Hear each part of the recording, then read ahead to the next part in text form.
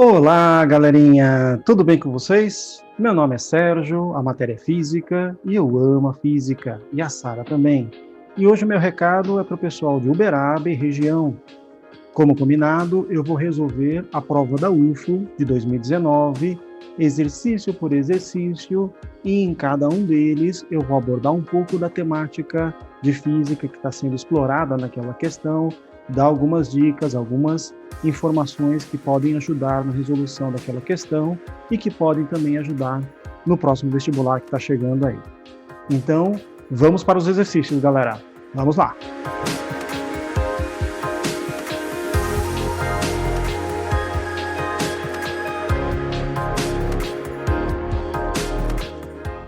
Então vamos começar com o exercício número 1 deste vestibular. Além de poderem ser observados em pequenos objetos e máquinas construídas pelo homem, os campos magnéticos também estão presentes em escala astronômica.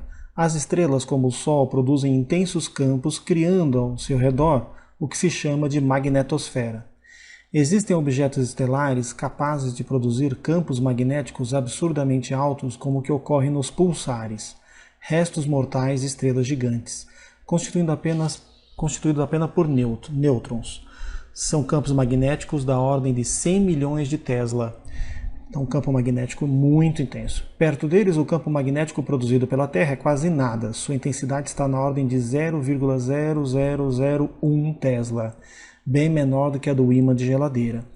Então, o campo magnético de um pequeno ímã já é muitas vezes maior do que o campo magnético terrestre. Mesmo assim, o campo magnético terrestre é de fundamental importância para o desenvolvimento da vida por aqui. O fato de o planeta possuir um campo magnético impede que partículas com alta energia vinda do espaço interestelar ou do próprio Sol atinjam a superfície da Terra terrestre, o que poderia ser prejudicial a diversas formas de vida, inclusive a nossa. Então, isso aqui envolvendo um texto interessante sobre a importância do campo magnético da Terra para a manutenção da vida sobre o planeta. A respeito do magnetismo terrestre são feitas as seguintes afirmações. Afirmativa 1. As partículas com alta energia vindas do espaço interestelar ou do próprio Sol, citadas no texto, quando eletrizadas e sob a ação do campo magnético, são responsáveis pela formação das auroras polares. Isso é verdade. Então já vamos anotar aqui a primeira afirmativa verdadeira. Então, primeira afirmativa verdadeira, já dá para jogar fora a letra A. Primeira afirmativa verdadeira, já dá para jogar fora a letra D. Um comentário rápido sobre as auroras. O campo magnético, ele acaba, quando você tem uma carga elétrica em movimento e está submetido à ação de um campo magnético, sobre essa carga atua uma força. A famosa regra da mão esquerda é a força magnética que acaba atuando, desviando essas partículas da Terra. Então o campo magnético funciona como um escudo. Então as partículas vêm e são desviadas do planeta Terra. Porém, em duas regiões, essas cargas têm como penetrar e se aproximar da superfície do planeta, que são nas regiões polares. Tá? Então, próximo ao Polo Norte e próximo ao Polo Sul, essas partículas conseguem penetrar e chegar na nossa baixa atmosfera, e elas vão passando pela atmosfera e vão quebrando as moléculas, vão ionizando as moléculas que tem no ar, basicamente nitrogênio, e o nitrogênio, quando ionizado, ele irradia uma luz esverdeada, que é a aurora. No hemisfério norte, a aurora boreal, no hemisfério sul, a aurora austral. Então, afirmativa 1, verdade. Afirmativa 2. As bússolas são pequenos ímãs, verdade. Então, uma bússola é nada mais do que uma agulha imantada. Então, é um pequeno ímã que se alinha com o campo magnético local, que quando livres, alinham-se com o campo magnético terrestre, citado no texto, e se posicionam aproximadamente na direção norte e sul do planeta. Verdadeiro, galera. Verdadeiro. Definição de alinhamento, né? Se tiver qualquer ímã próximo da bússola, o campo magnético desse ímã vai ser dominante comparado com o campo magnético terrestre. Então A1 é verdade, A2 é verdade, então só pode ser a letrinha B de bola, né? Vamos agora visualizar por que a 3 é falsa. O campo magnético terrestre, apesar de baixa intensidade, certo? Como citado no texto, possui módulo, direção e sentido constantes em todos os pontos da superfície da Terra, fato esse que possibilita seu uso na orientação de viajantes em qualquer posição do planeta. Então, aqui está errado. Por quê? O campo magnético da Terra, ele não tem direção e sentido constantes. Então, por exemplo, aqui está o planeta Terra. Deixa eu representar o campo magnético com uma cor branca. Então, se você estiver aqui perto da linha do Equador, a bússola vai apontar para lá. Quando você se aproximar do polo, vai apontar para cá, dessa maneira. E quando estiver sobre o polo, vai apontar desse jeito. Lá no hemisfério sul, vai apontar desse jeito aqui. Então, a bússola ela não tem direção e sentido constantes, né? Devido ao formato das linhas de indução magnética, que tem aquele formato asa de borboleta, então a bússola vai se alinhando tangencialmente a essa linha em cada ponto, então ela vai mudando a direção e o sentido. Muito bem, então essa afirmativa número 3, ela realmente é falsa. Alternativa correta, letrinha B de bola. Vamos então agora para a questão número 2. Aqui na questão número 2 nós temos uma pergunta de mecânica, né? O morcego é um animal que possui um sistema de orientação por meio da emissão de ondas sonoras. Então ele usa aquilo que a gente chama de ecolocalização. Ele emite um som, esse som se propaga, bate nos obstáculos e volta. Pelo tempo que demora para esse som ir e voltar, ele tem uma ideia, uma noção da distância. Se o som volta rápido, é porque o obstáculo está próximo. Se o som demora para voltar, é porque o obstáculo está distante. Então ele tem um mapa sonoro do que está à frente dele. Nós temos um mapa luminoso. Então os objetos emitem luz e isso permite que a gente tenha uma noção da distância até os objetos. Então nossa visão se baseia num mapa de distâncias a partir da luz. O dos morcegos é um mapa de distâncias a partir do som que ele emite e volta por reflexão. Quando esse animal emite um som e recebe o eco 0,3 segundos após, então vamos anotar essa informação. Então, muito claramente, ele está te dando o tempo do eco, 0,3 segundos. Significa que o obstáculo está a qual distância dele? Então a pergunta é a distância do morcego até o obstáculo. Considere que a velocidade do som no ar, 340 metros por segundo. Se esse valor não for dado na sua prova, você pode usar esse valor como valor de velocidade do som padrão no ar, tá bom? Tome cuidado com essa questão. Vamos fazer aqui uma figura para representar aqui um obstáculo. E aqui um desenho muito bem feito de um morcego, olha lá. Perfeito. E vamos representar aqui com uma cor verde o som que ele emite. Então ele emite um som, cadê a cor verde? Aqui está. Então ele emite um som, esse som vai, bate no obstáculo e retorna 0,3 segundos depois. Então é importante você perceber que durante esse tempo de 0,3 segundos, o som propagou essa distância indo e voltando. Então é muito importante você entender que o eco ele é o tempo necessário para o som ir e voltar, né? Então, que equação que nós vamos usar?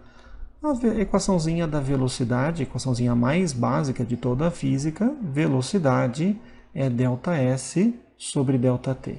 Podemos usar essa equação sem medo, porque a velocidade do som é constante, então é movimento uniforme. Velocidade do som 340, o tempo do eco 0,3 e o ΔS, é aqui que muitos alunos acabam errando, ele anda essa distância, o som percorre essa distância d indo e essa distância d voltando. Então, nesse tempo de 0,3 segundos, o deslocamento aí do som foi 2 vezes d. Multiplicando em cruz, 2 vezes d, 340 vezes 0,3, para ganhar tempo de cálculo, isso daqui vai dar 102. Então, 2D é igual a 102. Passo 2 dividindo.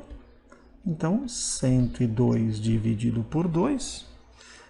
Portanto, essa distância D vale 51 metros. Aqui está a resposta, a alternativa correta, letrinha B de bucéfalo. Muito bem. Uma questãozinha bem simples, só toma cuidado para não errar, que toda vez que envolve eco, então questão de morcego, questão de sonar, questão de radar, sempre você tem que lembrar que a onda, no tempo do eco, a onda vai e volta essa distância. Vamos então agora para a questão número 3. Muito bem, na questão número 3, é uma questão conceitual, mais de história da física do que de conhecimento físico mesmo. No século XVI, as pessoas acreditavam que a Terra não se movia. Era o pensamento geocêntrico, da Terra parada no centro do universo. Todavia, atualmente, sabemos que ela se move. É o pensamento em que a Terra é apenas mais um planeta girando em torno do Sol. E um conceito físico que sustenta e auxilia na justificativa dessa ideia é o da... Então, a gente aqui é mais interessante a gente usar por cancelamento. Que conceito que não ajuda a entender a ideia de que a Terra está em movimento em torno do Sol. Né? Pressão. Pressão não ajuda a gente a entender por que a Terra está em movimento em torno do Sol. Pressão é a força que um fluido faz numa superfície. Então você pega essa força, divide pela área da superfície. Pode ter um planeta com atmosfera como o nosso, um planeta sem atmosfera, e ele vai continuar girando, apesar de ter pressão atmosférica ou não. Então, letra A, eu cancelaria de maneira muito tranquila. Quantidade de movimento. Quantidade de movimento é massa vezes velocidade. Não fala nada se a Terra está parada ou está em movimento. Também não é um conceito que ajuda nesse sentido. Ação e reação. Para toda ação existe uma reação de igual valor, porém em sentido contrário. Também não ajuda a falar por que a Terra está em movimento ou não. Então, por cancelamento, a alternativa menos pior que tem aí nessa questão é a letra C, o conceito de inércia. Mas deixa eu colocar minhas considerações a respeito dessa questão número 3. O conceito de inércia já era conhecido no século XVI. Né? Vamos lembrar o que é inércia? Todo corpo que está parado tende a continuar parado, e todo corpo que está em movimento tende a continuar em movimento retilíneo uniforme. Quem elaborou inicialmente o conceito de inércia não foi Isaac Newton, como muitos alunos pensam, foi Galileu Galilei. Só que Isaac Newton ele foi muito além disso e explicou de forma mais formal também esse conceito, então ele acabou levando a fama também da lei de inércia. Então, na época de Galileu Galilei, em que as pessoas se dividiam entre aqueles que eram geocentristas e os heliocentristas, aqueles primeiros acreditavam que a Terra estava parada e os segundos que achavam que a Terra estava em movimento, já se conhecia o conceito de inércia. E isso por si só não é suficiente para explicar se a Terra está parada ou está em movimento. Então, você sabe que a Terra, um objeto parado tende a continuar parado, um objeto em movimento tende a continuar em movimento. Ok. O que isso te ajuda explicitamente a provar que a Terra está em movimento? Absolutamente nada. A Terra pode estar, por esse conceito, está tudo parado, é o que o pessoal terraplanista pensa, né? A Terra está parada, Então a Terra é um objeto plano e eles acreditam também que está parada, né? Então está parada, porque se a Terra girasse, eles têm uma confusão nessa área, então eles falam que a Terra não gira, está parada. Então se a Terra está parada, prova para mim que a Terra está em movimento. Eu vejo tudo girando à nossa volta. Então esse conceito de inércia por si só não é suficiente para provar que a Terra está em movimento. Como é que Galileu Galilei usou esse conhecimento para mostrar que o conceito de inércia servia para mostrar que a Terra também poderia estar em movimento, né? Que na época eles falavam assim: se a Terra tivesse em movimento, se eu estiver no alto de um barco, né, são coisas que eram comuns na época, né? Então se eu estiver lá no mastro de um barco e o barco estiver parado, eu solto uma bola e essa bola cai verticalmente. Vamos fazer aqui uma figura, aproveitar essa questão para fazer essa discussão, né? É uma discussão bem no início da cinemática. Então, se o barco estiver parado, então temos aqui um mastro e esse barco está parado. E aí nós temos uma bolinha. Vou colocar aqui uma bolinha. Então você estica, você está lá no topo do mastro, você estica o braço e você solta essa bola. Como o barco está parado, então a bola cai aqui. E aí os caras fizeram essa experiência e falaram assim: olha, se a Terra estivesse em movimento, na hora em que eu soltasse a bola, o barco estaria andando junto com a Terra, a bola cairia longe. Então isso mostra que a Terra não está em movimento, a Terra está parada. Mas aí vem o Galileu Galilei e ele explica o que acontece. Acontece que se a velocidade for constante, então agora eu estou colocando o barco em movimento, essa bola também vai estar em movimento. Então quando o barco estiver mais para cá, ou seja, quando a Terra se movimentar e o barco está andando junto com a Terra, essa bolinha vai se movimentar junto. Ela está caindo, mas na horizontal, a lei de inércia, todo corpo em movimento, na horizontal, tende a continuar em movimento. Então o movimento da Terra também é o movimento da bolinha, que por inércia tende a continuar. Na vertical temos a gravidade, que está agindo além aí do movimento horizontal. Deixa eu pegar aqui agora, aqui, ó. Aqui nós temos o barquinho. Então, quando a Terra chegar aqui, e aqui está a bolinha já aqui, né? Então isso nós explicamos na mecânica. Olha lá, a trajetória parabólica. Então ela vai continuar caindo próximo ao mastro, porque ela já estava em movimento no início, pela lei de inércia, continua em movimento. Tá certo? Por isso que quando você está dentro de um avião, se você jogar uma bolinha para cima, ela vai cair de volta na sua mão, porque ela também está em movimento junto com o avião. Na horizontal a velocidade é constante, né? Lei de inércia. Tá? Então a alternativa correta, letrinha C. Vamos agora para a questão número 4. Aqui na questão número 4, nós temos um exercício que explora 3 blocos com pontos A, B e C posicionados em locais diferentes do bloco. Na primeira figura, esses 3 blocos estão no plano horizontal. Na segunda figura, esses 3 blocos estão num plano inclinado. Vamos ver o que o texto nos passa. 3 caixas idênticas, 1, 2 e 3. Então, quando ele fala que é idêntica, você tem que pensar que é a mesma massa e mesmo tamanho. São colocadas numa prateleira horizontal, sendo que em cada uma delas há uma mesma quantidade de materiais, o que resulta em caixas com a mesma massa. Todavia, o conteúdo não está distribuído de maneira uniforme em seu interior, o que faz com que seus centros de massa A, B e C estejam localizados em locais diferentes em cada caixa, conforme a situação da figura 1. Então, aqui onde está o centro de massa, é onde nós podemos desenhar a força-peso. Então, claramente, aqui na primeira figura, o peso 1 está aqui, na segunda figura, o peso 2 está aqui, na terceira figura, o peso 3 está aqui. Esses pesos eles são iguais, mas estão posicionados em locais diferentes. Aqui no plano inclinado, o peso 1 está aqui, o peso 2 está aqui, e o peso 3 está aqui. Muito bem, continuando.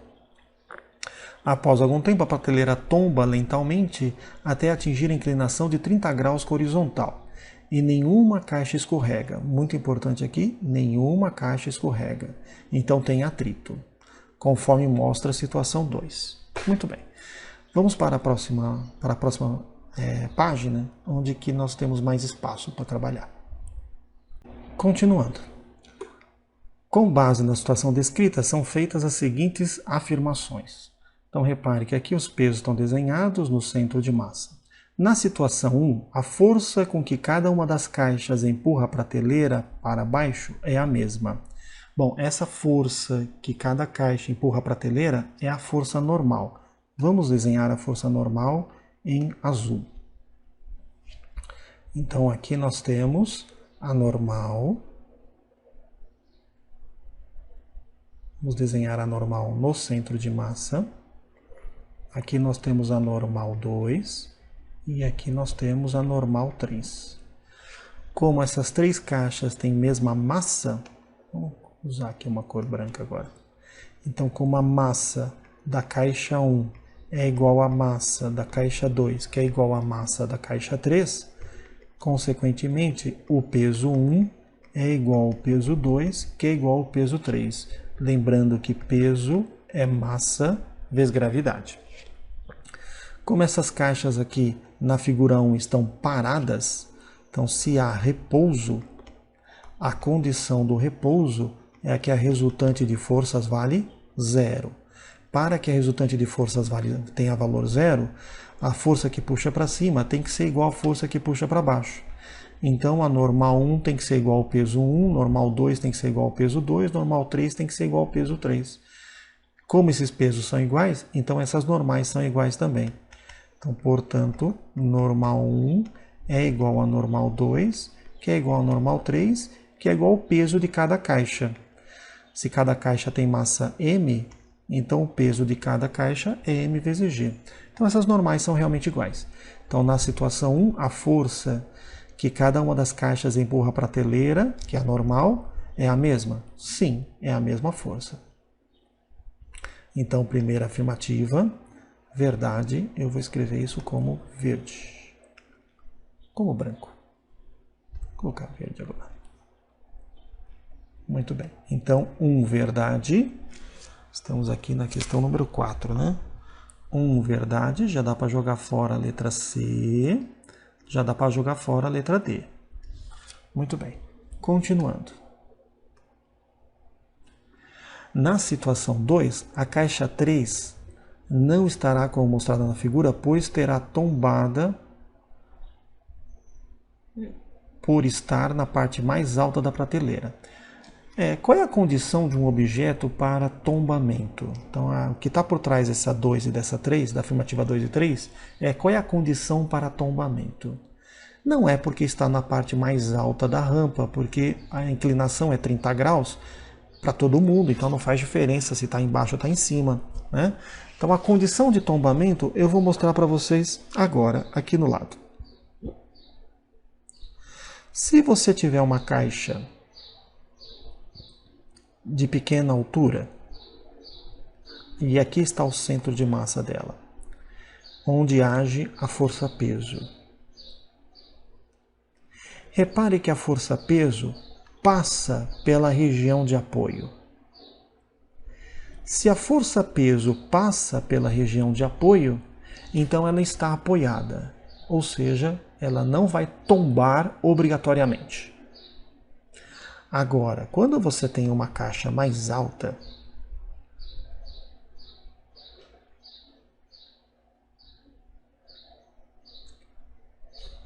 e a força-peso dessa caixa passa fora, deixa eu usar a cor branca aqui para força-peso. A força-peso passa fora da região de apoio, vou pintar em azul a região de apoio. Em azul, cadê o azul? Aqui. Então repare que a força-peso passa por aqui, que está fora da região de apoio, então você não tem apoio para a força-peso. Então, essa situação aqui, ela é inviável. O limite, né? Então pensa aí na Torre de Pisa, né? Por que que a torre, quando você tem um prédio, eu vou apagar essa figura aqui para mostrar para vocês agora com relação à Torre de Pisa, tá bom?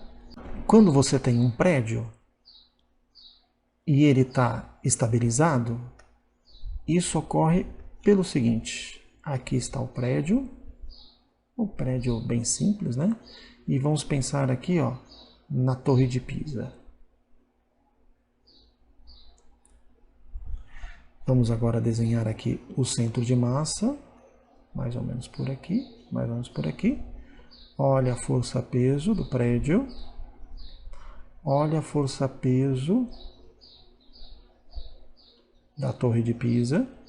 Repare que nos dois casos, a força-peso está dentro da região de apoio do prédio, inclusive na Torre de Pisa. Por isso que a Torre de Pisa não cai.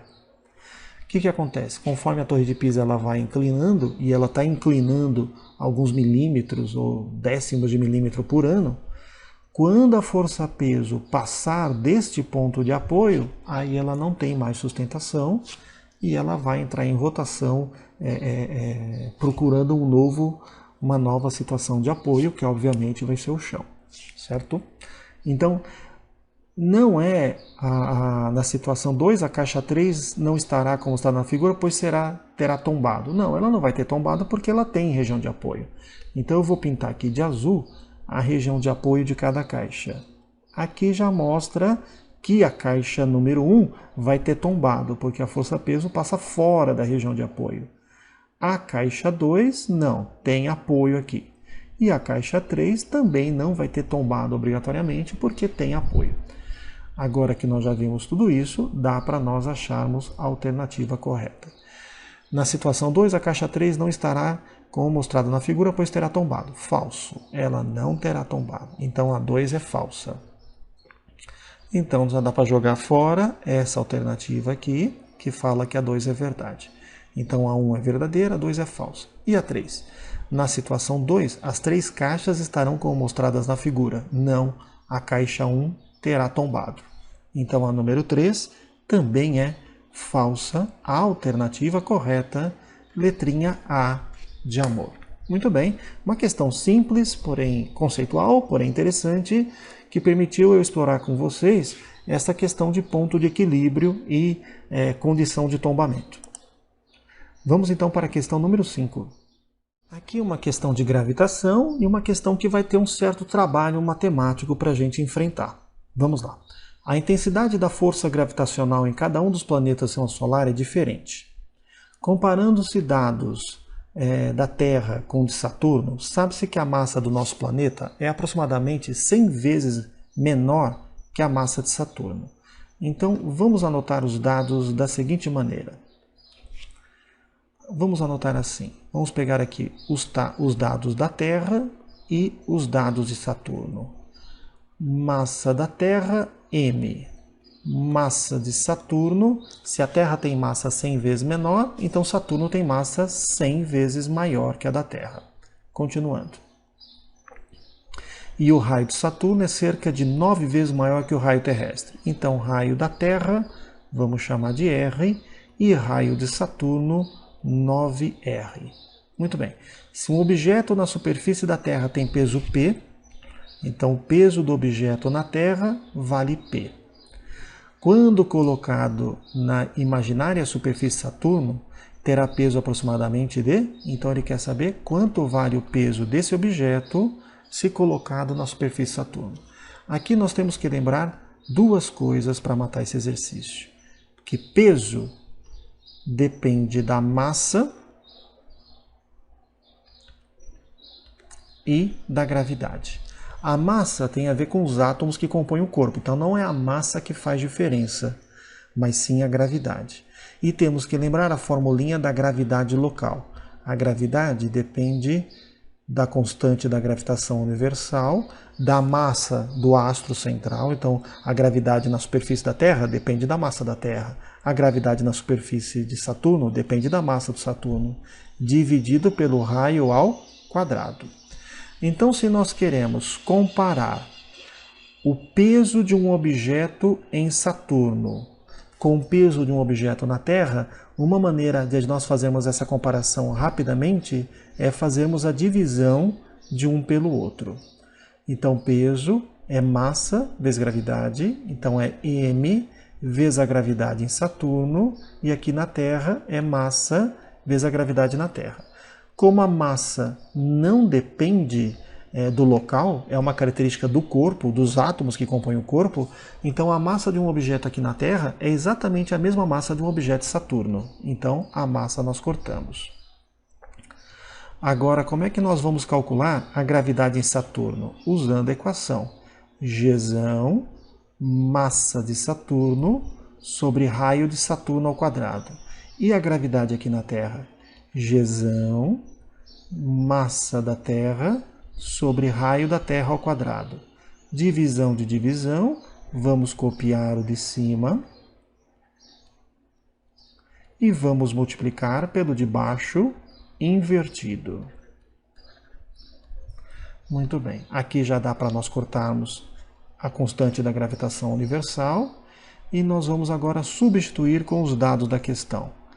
Então, peso em Saturno sobre o peso na Terra, que é P, vai ser igual a massa de Saturno 100 mão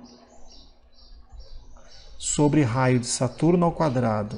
Então ficou 9R ao quadrado vezes raio da Terra R ao quadrado dividido por massa da Terra mão.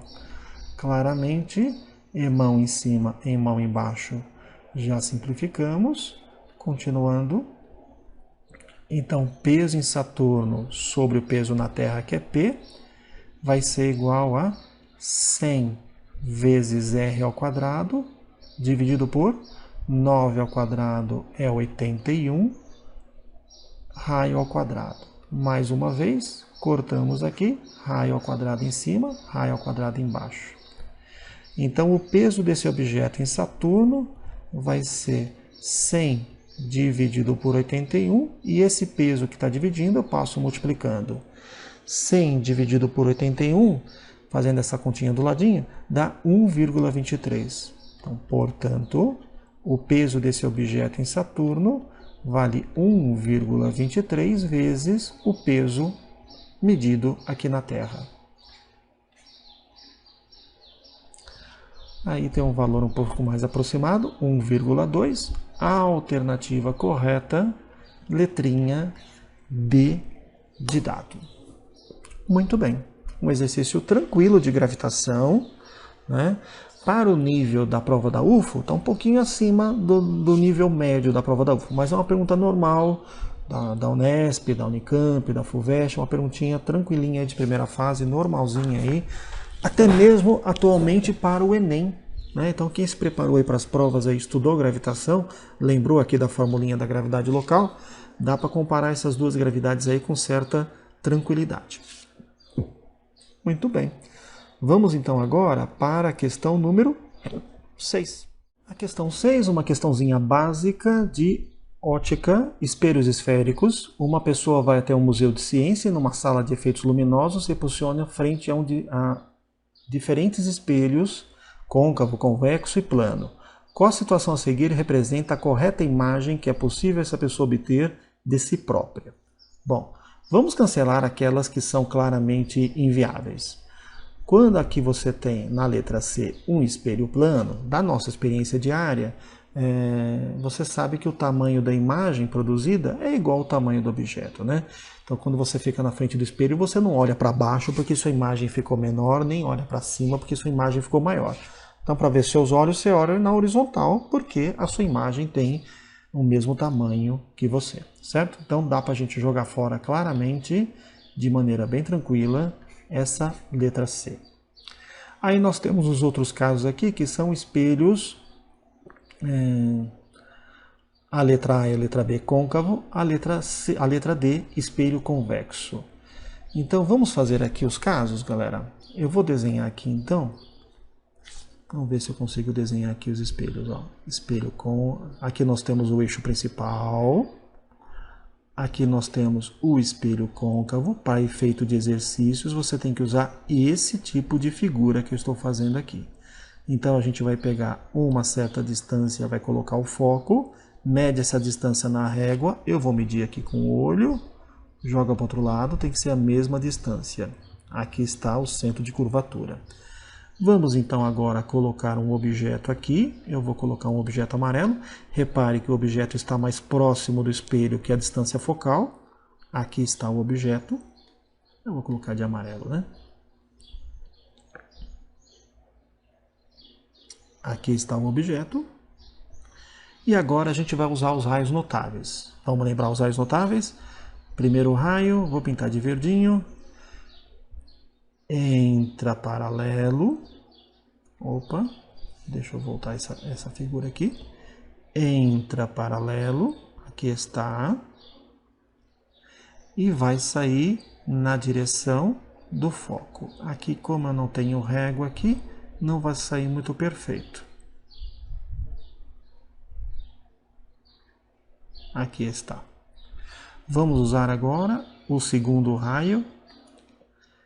Entra pelo centro de curvatura, aqui, e sai com o mesmo ângulo. Como é que você vai fazer sair com o mesmo ângulo? Você mede a altura do objeto com uma régua ideal, tá?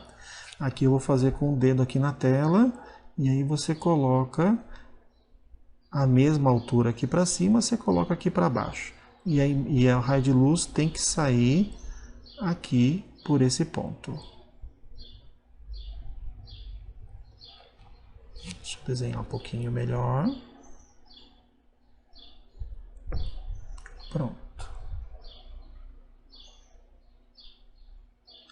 Como esses raios aqui estão se afastando, então você tem que prolongar eles para dentro da parede. Com uma régua seria bem mais perfeito, né? Mas aqui na tela não tem essa ferramenta nesse programa que eu estou usando aqui. Então, nós vamos conseguir ver a imagem. A imagem vai se formar dentro da parede. Eu vou pintar a imagem de laranja. Aqui está o cruzamento. Laranja, né?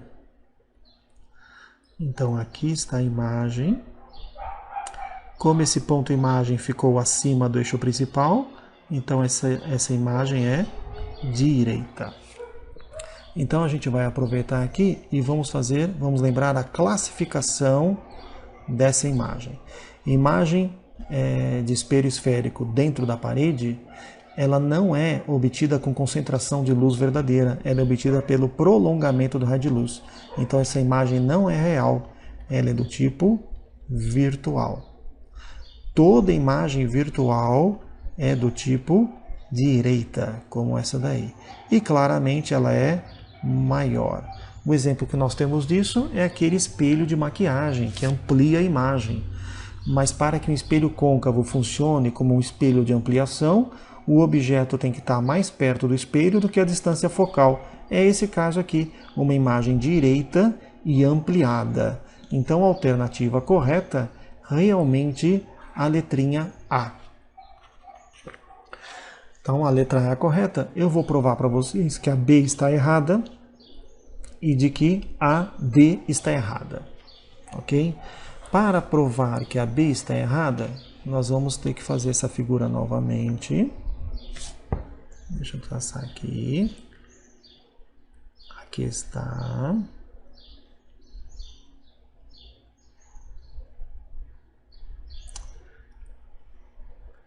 Para ficar mais fácil de desenhar, eu vou desenhar o foco bem perto aqui, que aí fica mais fácil de eu desenhar. E o que nós temos aqui na letra B? O objeto exatamente sobre o foco. Vamos lembrar o que acontece nesse caso. Esse aqui é um caso simples e importante de memorização. Tá? Então vamos lá. Entra paralelo, sai pelo foco.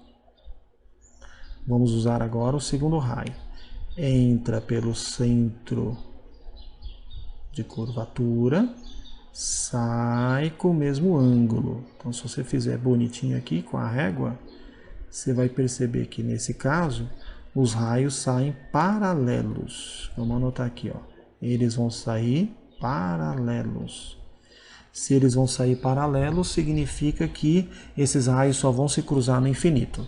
Na prática, você não vai ter formação de imagens, ou a imagem ela se forma somente no infinito, chamamos de imagem imprópria.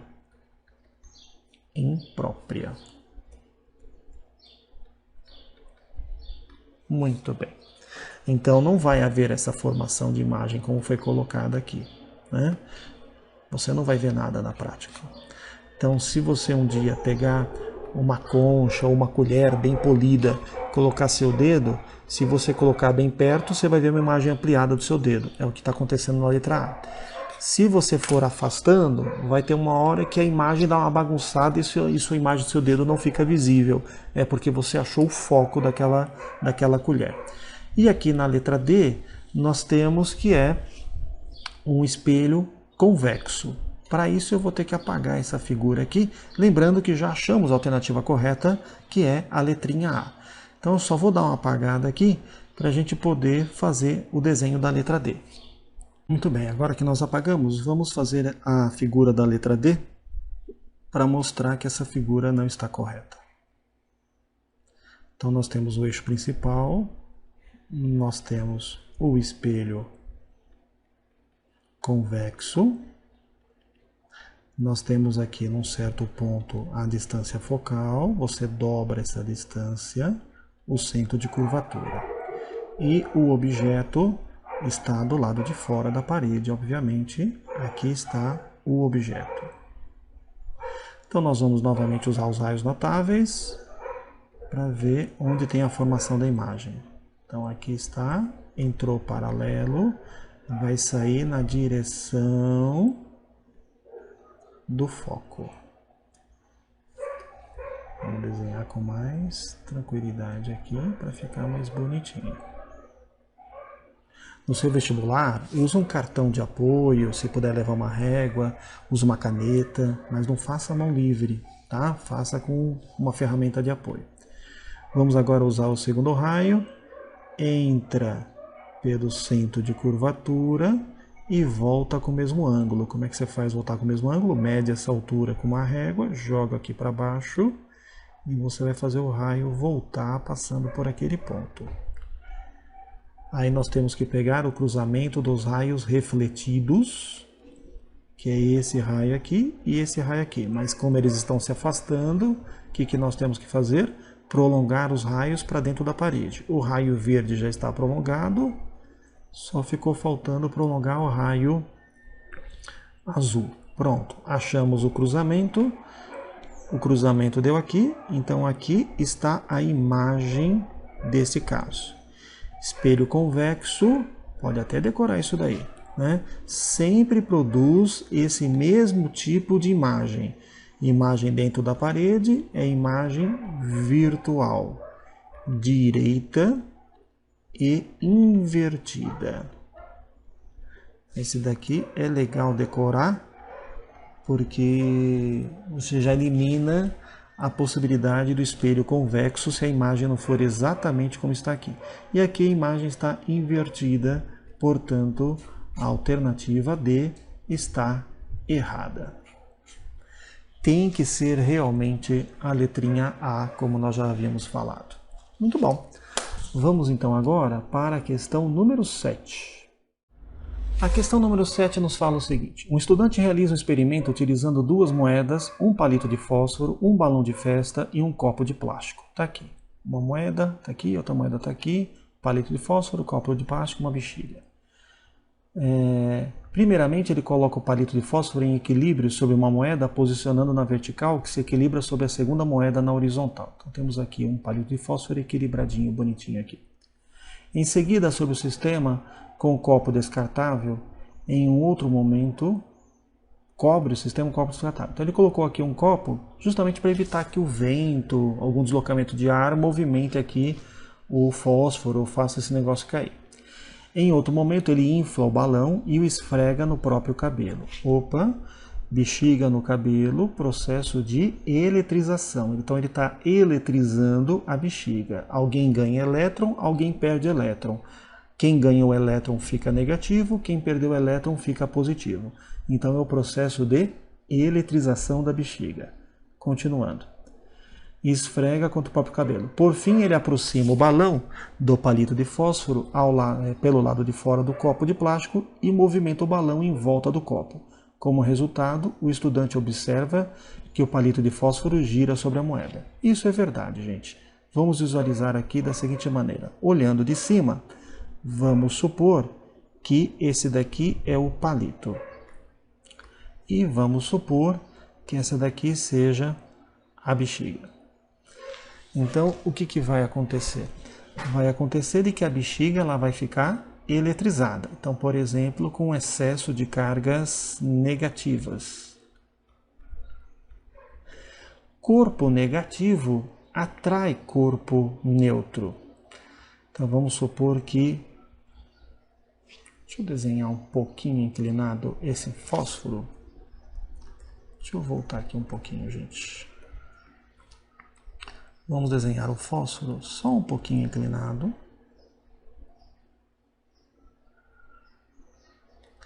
Vamos desenhar o balão aqui eletrizado com carga negativa. O que nós vamos ter aqui? Não precisa nem encostar. Acontece que a carga negativa do balão, porque foi eletrizado com o cabelo, vai repelir os elétrons do palito de fósforo. Então os elétrons vão ficar repelidos aqui. Então aqui próximo, na outra extremidade, vai haver falta de elétrons, portanto, excesso de cargas positivas. Positivo com negativo atrai.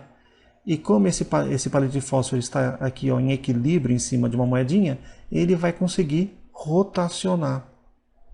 E ele vai ficar alinhado com o balão. Olha que experienciazinha simples e bonitinha.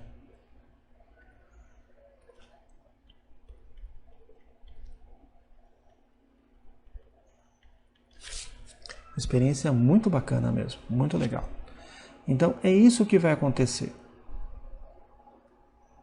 Como resultado, o estudante observa que o palito de fósforo gira sobre a moeda, acompanhando o movimento do balão. Sim, porque ele está sendo atraído pelo balão.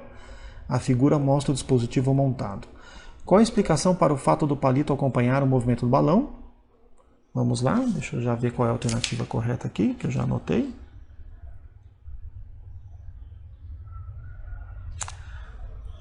Vamos lá. O balão se eletriza por atrito com o cabelo e, ao se aproximar do palito de fósforo, atrai por indução eletrostática. É isso mesmo, sem encostar. Atração por indução eletrostática. Muito bem, a alternativa correta, realmente a letra D de dado. É isto. Vamos então para o exercício número 8.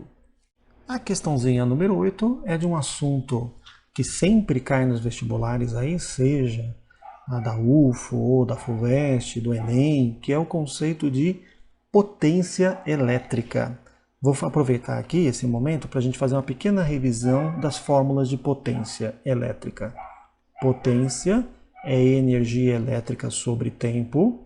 Tem uma outra muito importante que é o pio, é a corrente vezes a DDP. E se você juntar essa equação de potência com a equação mais importante da eletricidade, que é o URI, você vai ter as outras equações de potência, que é o PRI ao quadrado ou o PUR ao quadrado. Pronto, essas são as equações dessa questão. Vamos agora verificar o que está sendo dado nessa questão em particular. Um circuito utilizando um conjunto de gerador de células fotovoltaicas e um resistor é montado conforme a figura. O gráfico da figura B indica as curvas de diferença de potencial. Então aqui ó, a DDP é o U. Em função da corrente. Está aqui, ó, corrente elétrica. Qual é a potência que o conjunto gerador de células fotovoltaicas fornece ao resistor nas condições do circuito da figura A? Aqui nós temos que entender que ele coloca os dois gráficos sobrepostos. O gráfico do resistor, que está aqui, e o gráfico dos geradores. Muito bem. Como o circuito é formado apenas por esses dois aqui, o que nós temos? nós temos que a corrente que sai do gerador é a mesma corrente que passa pelo resistor. Então você tem que olhar nos dois gráficos sobrepostos aquele ponto em que a corrente seja a mesma. E é esse ponto aqui, ó. Ao perceber isso, você vai anotar os dados desse ponto aqui. Qual é a corrente que é comum ao circuito? 0,14 amperes. E qual é a DDP correspondente? 10 volts. Bom, se nós temos a corrente e nós temos a DDP, e ele está perguntando a potência, usa a formulinha do π. Potência é corrente vezes DDP. Então, potência é igual a 0,14 vezes 10.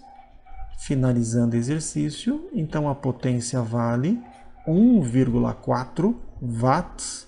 Alternativa correta, letrinha D de dado. Uma questãozinha bem tranquila, bem sossegada. Esta foi nossa questão número 8. Então vamos agora para a questão número 9. A questão número 9 é uma questão conceitual que não envolve cálculo. Os termômetros são equipamentos construídos para realizar medidas de temperatura de forma direta. Indireta, tá bom. Porque de forma direta não dá, né?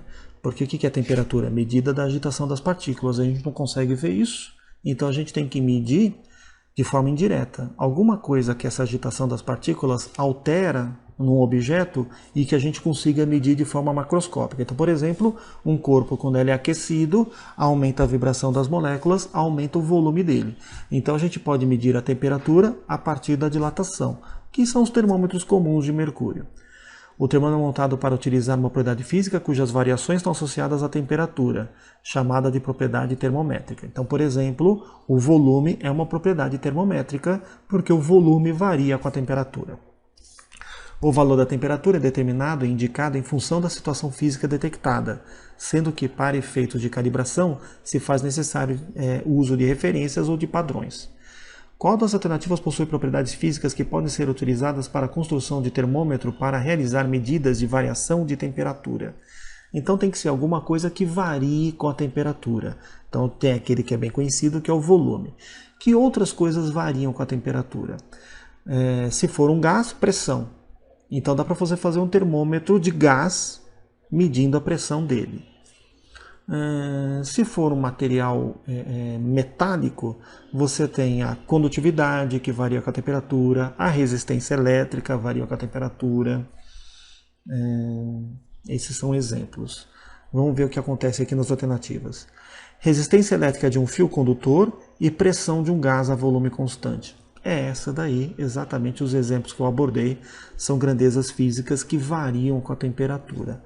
Então, a alternativa correta, letrinha A de amor. Vamos ver por que as outras são erradas. A diferença de potencial entre dois metais diferentes em contato, isso não depende da temperatura. DDP depende da quantidade de potencial que tem cada um, e isso não varia com a temperatura. Então, já jogaria fora a letra B. A emissão de radiação eletromagnética de um corpo sólido, isso daqui pode depender da temperatura, hein? Corpos mais quentes irradiam fótons de maior energia, de maior frequência. Ponto triplo da água não depende da temperatura, ele é um ponto fixo para uma certa temperatura muito bem específica. Então o ponto triplo não varia com a temperatura, é uma característica do corpo invariante da temperatura. Então esse daqui eu já cancelaria por causa do ponto triplo. A velocidade do som no ar depende da temperatura. Então o ar quente, o som se propaga com uma certa velocidade. O ar frio, ele se propaga com outra velocidade. Agora, a massa de um objeto sólido não depende da temperatura. Então, realmente, a única alternativa que apresenta situações que têm variáveis que dependam da temperatura é a letra A de amor. Vamos então agora para a questão número 10, que é a última questão na forma teste. Essa questão número 10, ela envolve átomo de hidrogênio e o conhecimento aí de física moderna. Para a gente poder entender o básico, vamos enxergar o básico assim. Aqui nós temos o núcleo do átomo e aqui nós temos as camadas. Cada camada, o elétron possui uma certa energia. Então vamos ler o texto e a gente vai alertando conforme aparece. Há processos que ocorrem na estrutura eletrônica dos átomos em que um elétron pode ganhar ou perder energia. Então, quando ele ganha energia, ele sobe de camada. Quando ele perde energia, ele desce de camada. Nesse processo, o elétron passa de um nível de energia para outro. A diferença de energia desses dois níveis, em alguns processos, pode ser emitida por um fóton de luz. Então, o elétron está aqui em cima, se ele perde energia, ele vai para a camada de baixo, e essa diferença de energia que ele perdeu, dessa camada para essa, vira um fóton. O fóton possui energia que pode ser determinada por uma relação direta com a frequência da luz por meio da equação E igual a HF.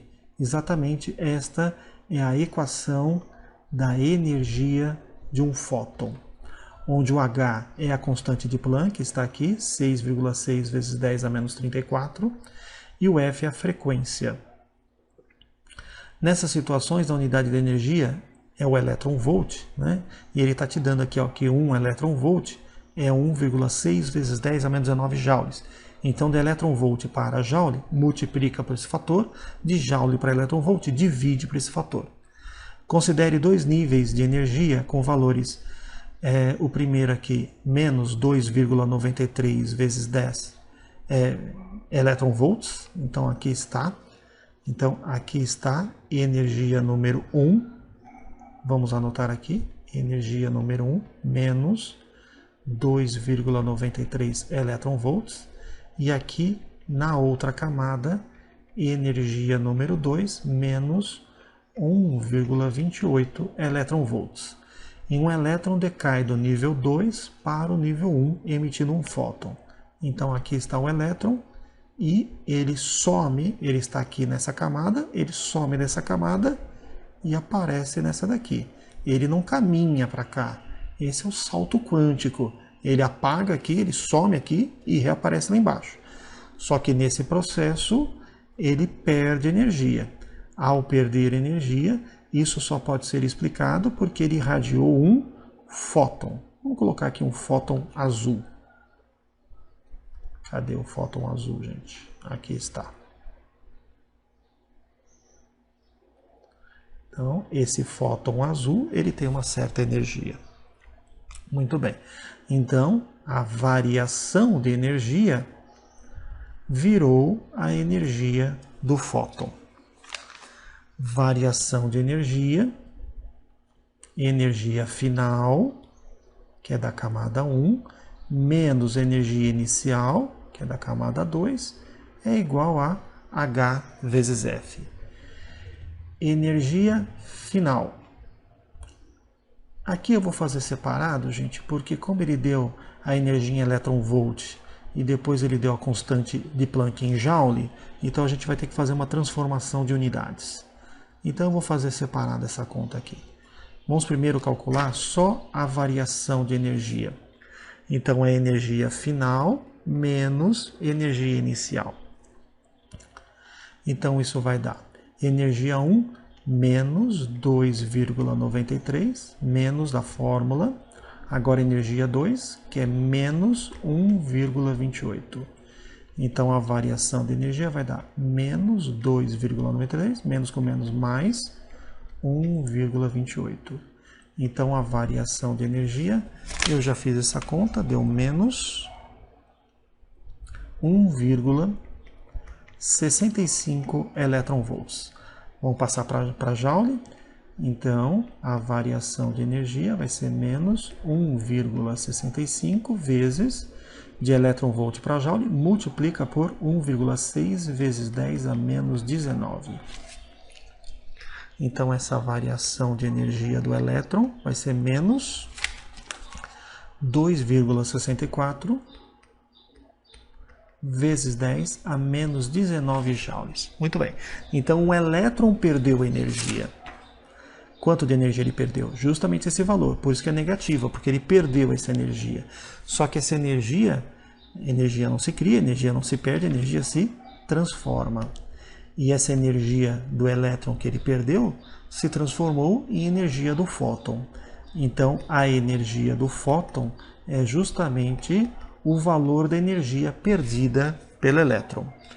E a energia do fóton é H vezes F, que é igual a 2,64 vezes 10 a menos 19. O exercício quer saber a frequência desse fóton, então frequência vai ficar 2,64 vezes 10 a menos 19, dividido pela constante de Planck, que é 6,6 vezes 10 a menos 34. Bom, aí você vai fazer essa divisão aqui. Então a frequência vai dar 0,4 vezes 10 a menos 19 vezes 10 a mais 34. Então 10 a menos 34 subiu, inverte o sinal. Então isso vai dar, já a resposta final, frequência 4 vezes 10 a 14 Hz. A alternativa correta, letrinha A de amor. Lembrando que na faixa de onda eletromagnética de 10 a 14 Hz é a faixa visível.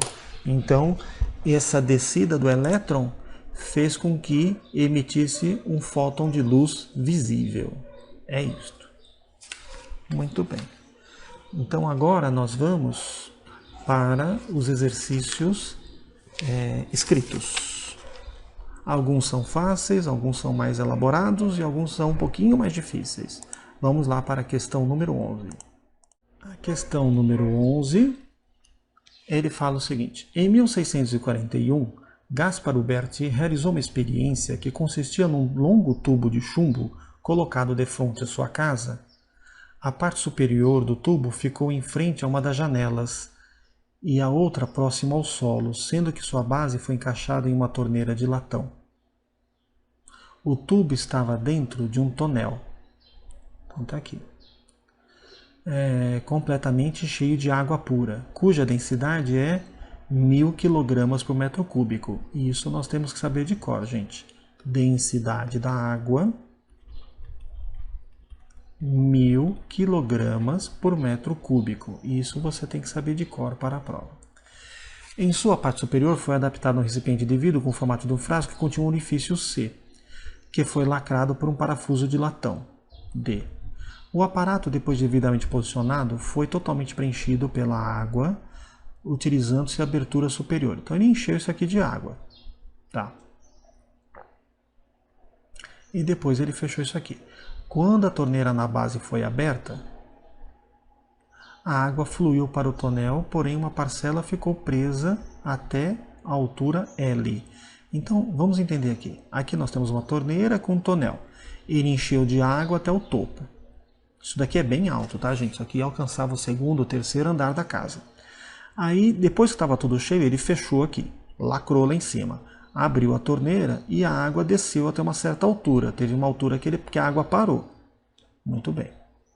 Explique por que parte da água permaneceu no tubo sem escoar totalmente para o tonel em sua base.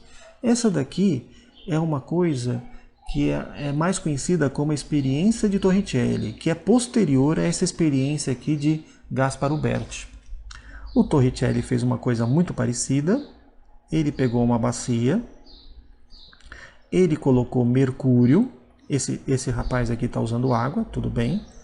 Você vai entender por que o Torricelli usou mercúrio. Ele colocou um tubo e aqui em cima nós temos vácuo. E o líquido, o mercúrio, no caso da experiência de Torricelli, era mercúrio, subiu e estabilizou a uma certa altura. Só que por que o nosso amigo Torricelli usou mercúrio? Porque o mercúrio é mais denso que a água. Então o mercúrio estabiliza a uma altura bem menor, 76 centímetros. O Gaspar Uberti usou água. A densidade da água é 13,6 vezes menor que a densidade do mercúrio. Então a água se estabilizou numa altura 13,6 vezes maior que a altura do mercúrio. Como a altura do mercúrio é 76 centímetros, 0,76 metros, se você multiplicar por 13,6, a altura que a água estabiliza é em torno de 10 metros. Então você tem que ter um tubo maior que 10 metros. Por isso que o Torricelli usou mercúrio, porque apenas um tubo de 1 metro ele já refez essa mesma experiência e comprovou a existência da pressão atmosférica. Então o que nós temos? Do lado de fora, aqui tanto faz se você está fazendo essa experiência com mercúrio ou com água, o fenômeno é o mesmo. Do lado de fora, nós temos a atmosfera que eu vou pintar de verde. Do lado de dentro, nós temos o líquido. No caso da experiência da questão, é água. No caso do Torricelli, é mercúrio. E aí, como é que você faz?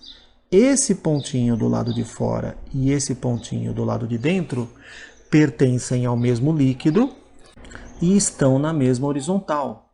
Portanto, possuem pressões iguais. Então, vamos chamar esse ponto de A e esse ponto de B. Então, pelo fato desses dois pontos pertencerem ao mesmo líquido e estarem na mesma horizontal, eles possuem pressões iguais. Só que aqui, do lado A, é a pressão atmosférica. E do lado B é a pressão hidrostática, que é dada por μgh. Então, o líquido para. Então, já respondendo a letra A. Explique por que parte da água permaneceu no tubo sem escoar totalmente. Essa água ela fica aqui parada porque é justamente a altura necessária para equilibrar com a pressão atmosférica. Se você tivesse descido mais um pouquinho, a pressão atmosférica é maior e empurra o líquido de volta. Ele sobe até a altura em que a pressão exercida pelo líquido e a pressão exercida pela atmosfera são idênticas. Aí o líquido estabiliza ali. Muito bem.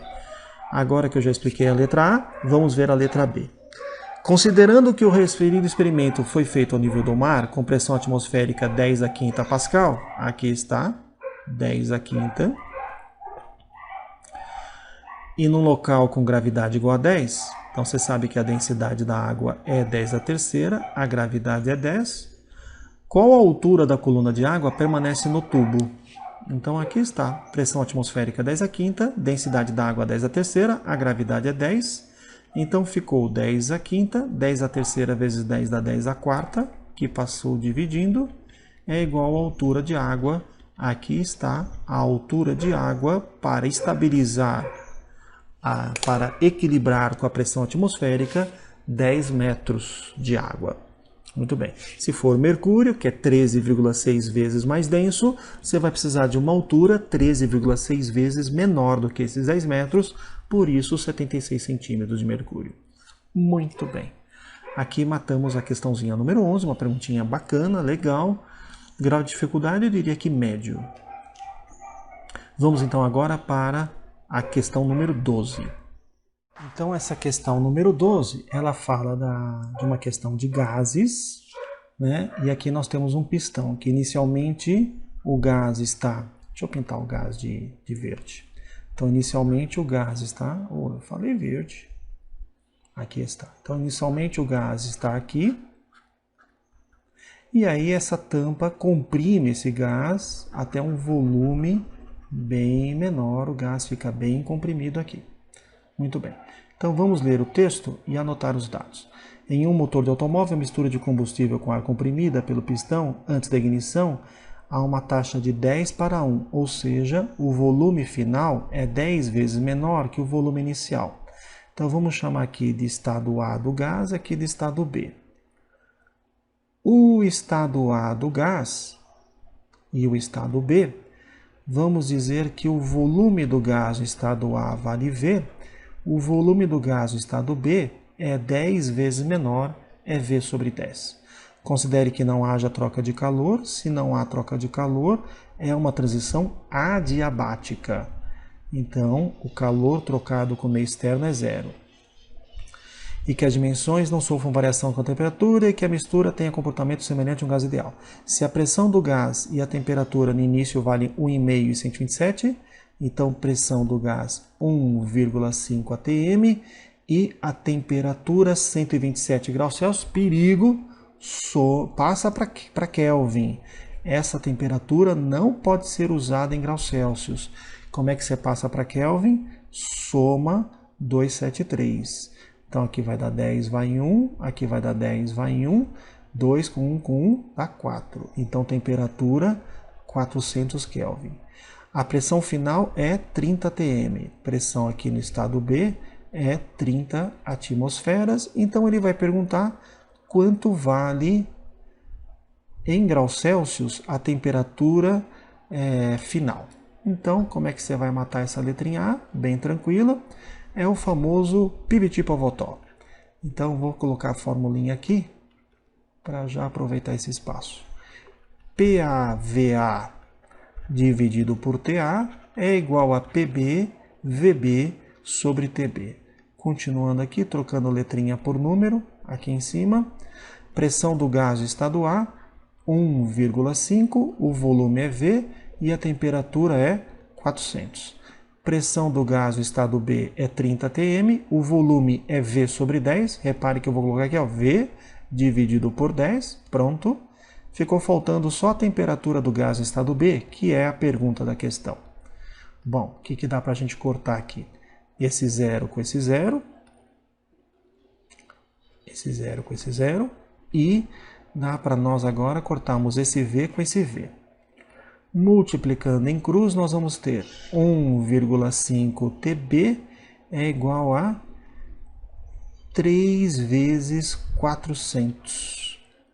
Bom, o 3 simplificou com 1,5, ficou 2 aqui. Então aqui está quase a resposta, né? Então a temperatura do gás do estado B, 2 vezes 400, 800 Kelvin. Só que ele quer a resposta em graus Celsius. Então você tem que subtrair 273. Então a temperatura do gás no estado B, 800 tira 200 dá 600. 600 menos 73 dá 527 graus Celsius. Essa é a resposta da letrinha A do exercício. Explique a variação de temperatura sofrida por essa mistura. O que acontece, galera, aqui é que o gás diminuiu o seu volume de forma adiabática. Tá? Aqui em cima eu quero lembrar... Não, já vamos fazer aqui do lado da letra B.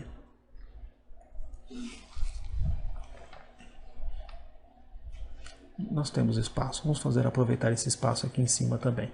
Se é uma transição adiabática, eu quero lembrar vocês a formulinha da segunda lei da termodinâmica, que é calor vira trabalho mais variação da energia interna. Como é uma transição adiabática, o calor vale zero, igual ao trabalho, a pressão não é constante, então não dá para simplificar a fórmula, mais ΔU. Isolando ΔU, então ΔU, passa o trabalho para o outro lado, é o negativo do trabalho. O que está escrito aqui? O valor da variação da energia interna corresponde ao valor do trabalho, só que sinal trocado. O que aconteceu aqui? O volume diminuiu. Se o volume diminuiu, o trabalho ele vai ter sinal negativo. Negativo com negativo, você vai ter o ΔU sendo positivo. O que está escrito aqui? Que o ΔU e o trabalho têm valores iguais, só que sinais trocados. Se o volume diminuiu, então o trabalho é negativo. Se o trabalho é negativo, então o ΔU obrigatoriamente vai ter sinal positivo. ΔU é variação da energia interna. Variação da energia interna é 3 meios de nR ΔT.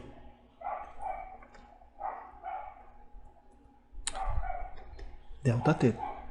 Então, se a gente conseguiu provar que houve uma variação positiva, então houve uma variação de temperatura positiva. Se a variação de temperatura é positiva, significa que a temperatura final é maior que a temperatura inicial, que é o que nós conseguimos encontrar. A temperatura inicial era 127 graus Celsius e aqui é 527 graus Celsius. Então está coerente. Isso daqui a gente vê no nosso curso, só que um fenômeno que é o oposto desse, que é mais comum. Quando o gás expande de forma adiabática, ele expande e esfria.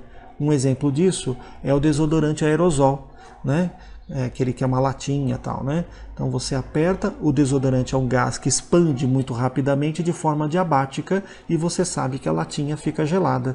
Então é uma expansão adiabática, o gás expande e esfria. Essa questão está explorando justamente o oposto, que é a compressão adiabática. Então o gás contrai e esquenta. É o que aconteceu aqui nessa questão, é o que o cara está pedindo para você explicar na letra B do exercício, que é o oposto da expansão adiabática, é a contração adiabática. O gás contrai de volume, isso acontece às custas de trabalho, né? Então, provei para vocês que o ΔU e o trabalho têm o mesmo valor, só que sinal trocado, só que se ele está contraindo, então ele está recebendo trabalho sobre ele, então o trabalho é negativo, e se o trabalho é negativo, o ΔU é positivo. Então há um aumento da variação da energia interna, há um aumento da energia interna. Se há um aumento da energia interna, há um aumento da temperatura desse gás. É isso. A letra A muito tranquilinha, a letra B requer conhecimento e requer que você saiba expressar esse conhecimento. Mas no mínimo tinha que fazer a letra A. Essa que é a sacada. Você tem que fazer, se tem duas letras A e B, faz pelo menos aquela letrinha que é mais fácil. E a letrinha que é mais difícil você vai argumentando. Colocou o que tal ali, o cara já vai considerar alguma coisa. Você não pode deixar em branco. Tem que escrever alguma coisa na hora da prova. Tá bom? Vamos então para a questão número 13 agora. Os raios-x compreendem uma faixa de espectro de radiação eletromagnética de alta frequência e comprimento de onda que variam de 1 picômetro, pico 10 a menos 12 do metro, até 1 nanômetro, nano 10 a menos 9 do metro. Um esquema simplificado de um aparelho de raio-x está indicado na figura abaixo. Como é que funciona raio-x? Basicamente, raio-x é produzido da seguinte maneira. Você tem aqui uma fonte de elétrons, que nada mais é do que uma resistência aquecida, acaba emitindo elétrons. Esses elétrons eles batem aqui, eles são absorvidos por esse metal e eles são freados. Essa energia cinética que o elétron perde é transformada num fóton. Só que é um fóton de alta frequência, não é um fóton visível e nem ultravioleta, ele está na faixa do raio-x. Então, é parecida com aquela questão em que a gente viu ali, nessa mesma lista, em que um elétron desceu de camada, então ele perde energia e emite um fóton. Só que naquela questão, ele havia perdido pouca energia, era um fóton de luz visível. Aqui você tem um elétron perdendo muita energia, porque ele estava em movimento com energia cinética e ele é freado, então ele perde muita energia. Então o fóton irradiado é um fóton de mais alta energia, portanto mais alta frequência. Fica acima da faixa visível, acima do ultravioleta, fica na faixa de raio-x. Muito bem. O texto continua. Nele os elétrons são acelerados por meio de uma alta diferença de potencial. Então está aqui, ó. Então, uma alta DDP, ó, aqui é polo negativo, aqui é polo positivo, então ele é acelerado, então ele ganha energia cinética e depois ele perde essa energia cinética porque ele é absorvido pelo metal. A partir de um cátodo constituído de filamento metálico aquecido por corrente elétrica em direção ao anodo, que é constituído por um sólido maciço. Quando os elétrons colidem com o anodo, a sua velocidade se reduz drasticamente, como eu falei já, e ocorre produção de raio-x. Supondo-se a diferença de potencial entre o anodo e o cátodo de 30.000 volts, vamos anotar? Então, U 30.000 volts. Desprezando a dissipações e a velocidade inicial do elétron, então, velocidade inicial, 0. Qual a energia cinética que os elétrons irão colidir com o anodo? Ele deu a carga do elétron. Aqui ficou, deixa eu colocar aqui, a carga do elétron. É a carga elementar, né, gente? 1,6, negativa, né, gente? Elétron é negativo. Vezes 10 a menos 19 coulombs. Muito bem, a carga elementar. Então ele quer saber qual a energia cinética que os elétrons vão colidir com o anodo. Então vamos lá. Vamos fazer a seguinte visualização primeiro. Então o elétron ele começa paradinho e ele vai colidir em alta velocidade. Claramente, entre esses dois pontos existe uma diferença de potencial que foi dado que é 30.000 volts. Quando você tiver essa parte da matéria em que o elétron está sendo acelerado, você não pode matar por dinâmica, tem que matar por energia. Aí você tem que lembrar de duas equações.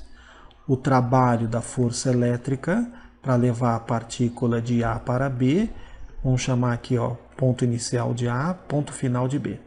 É igual a carga transportada, que multiplica o potencial A menos o potencial B. Então essa aqui é a formulinha do trabalho da força elétrica.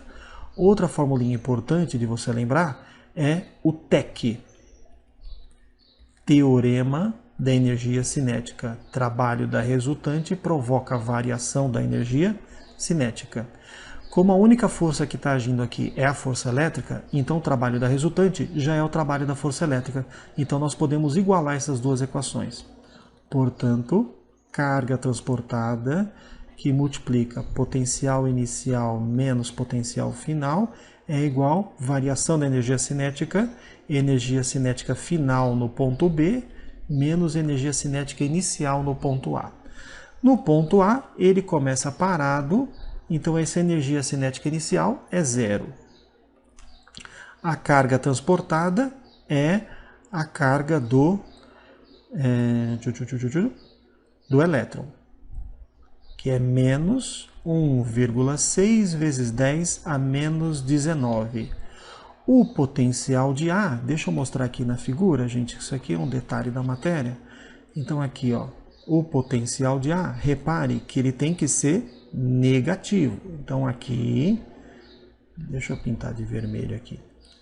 Então aqui nós temos que ter uma placa negativa. E do lado de cá, repare, é o potencial positivo. A diferença de potencial é 30.000, mas diferença de potencial positivo é o maior menos o menor. Só que potencial de A menos o potencial de B, o de A está aqui, é o potencial mais baixo e o B é o mais alto. Então, isso daqui vai dar um valor menor menos um valor maior, vai dar um valor negativo. Então, esse parênteses vai ser menos 30.000 volts. Isso daqui é a DDP.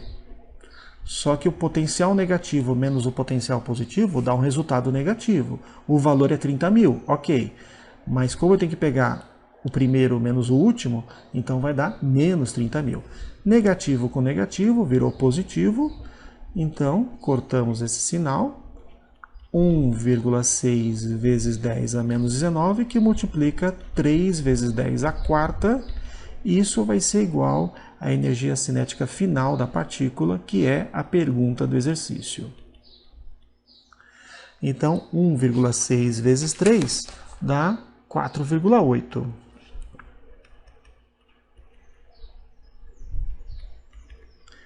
(4,8). 10 a menos 19 com 10 a quarta dá 10 a menos 15 joules. Essa é a energia cinética final do elétron. Muito bem. Na letra B, os raios-x de grande importância para a humanidade, apesar de serem classificados como radiação ionizante.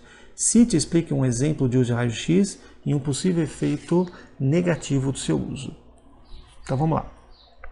Um exemplo de uso de raio-x é as radiografias, né? Então, para você tirar uma chapa do pulmão, para você ver como é que está o osso, se ele tem alguma trinca, se ele está quebrado, a gente usa raio-x. E um efeito negativo é que o excesso de raio-x, ele pode ser ionizante, ou seja, ele pode quebrar algumas moléculas, principalmente se, como é uma onda de pequeno comprimento, ele pode quebrar algumas moléculas do DNA. Então ele pode, o grande uso, exagerado uso de raio-x, pode ser um fator de mutação genética. Tá? O que não significa necessariamente que a pessoa vai ter um problema genético, né? Porque aí você tem toda aquela questão do RNA, do DNA, que vai corrigir os problemas do DNA. Então esse problema pode não, essa alteração genética pode não vingar, né? O DNA pode ser corrigido, mas há a probabilidade não nula dele não ser corrigido e isso virar uma doença genética. Esse aqui é o problema. Mas isso quando você precisaria tomar dezenas ou centenas de doses de raio-x por ano para que você tivesse um risco muito baixo ainda de ter algum problema genético. Tá? Então, na prática, é uma ferramenta muito segura, e muito barata e muito simples de ser usada e muito útil na medicina. Muito bem, gente. Vamos então para a questão número 14. A questão número 14 vai falar para a gente de efeito Doppler. Vamos lá. A luz visível pode apresentar diferentes comprimentos de onda ou de frequência conforme a figura abaixo. Lembre-se que o espectro visível é uma pequeníssima faixa de todo o espectro de onda eletromagnética. De baixo para cima, em ordem crescente de frequência, nós temos onda de rádio, micro-ondas, infravermelho, aí chegamos na faixa visível. Dentro da faixa visível, em ordem crescente de frequência, nós temos vermelho, alaranjado, amarelo, verde, azul, anil e violeta, as 7 cores do arco-íris. Acima do violeta nós temos o ultravioleta, raio-x, raios gama e raios cósmicos. Muito bem. O comprimento de onda emitida por um astro em repouso é diferente quando comparado com o valor desse mesmo astro que entra em movimento. Isso é porque há o efeito Doppler. Na aproximação, observamos uma frequência aumentada. No afastamento, uma frequência diminuída. Distanciando-se do observador, que nesse caso se mostra deslocado em direção à cor vermelha. Então, como eu acabei de falar, se há um deslocamento para o vermelho, a frequência foi diminuída, significa que a fonte está se afastando do observador. A partir da situação descrita, responda. Letra A. Por que o comprimento da onda da luz emitida por um astro apresenta desvio para o vermelho quando ele se encontra em movimento ou distanciando-se do observador? Então, resposta da letra A, devido ao efeito Doppler. Temos que, na aproximação, aí você coloca um texto escrevendo tudo que eu estou te falando, tá bom? Na aproximação, a frequência observada é aumentada e nós temos um desvio para o azul. No afastamento, a frequência observada é diminuída e assim nós temos um desvio para o vermelho, pois a frequência da luz vermelha é mais baixa que das outras cores. Então a letra A já fizemos. Letra B. Se esse astro está a 1.200 anos-luz de nós, isso é uma distância, galera. 1.200 anos-luz é a distância que a luz percorre viajando por um tempo de 1.200 anos. Em que ano a luz que vemos hoje em 2019 na Terra partiu dele? Então vamos lá. Então vamos fazer aqui uma figurinha bem simplesinha.